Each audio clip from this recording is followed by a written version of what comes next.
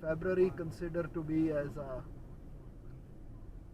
snowy month, and we are halfway into February, and still some more snow is expected. This is the area in which I live, Newfoundland, Canada. Crazy snow.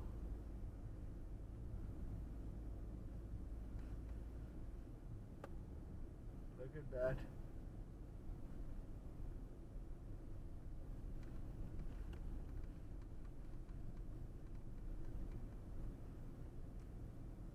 There is not much left.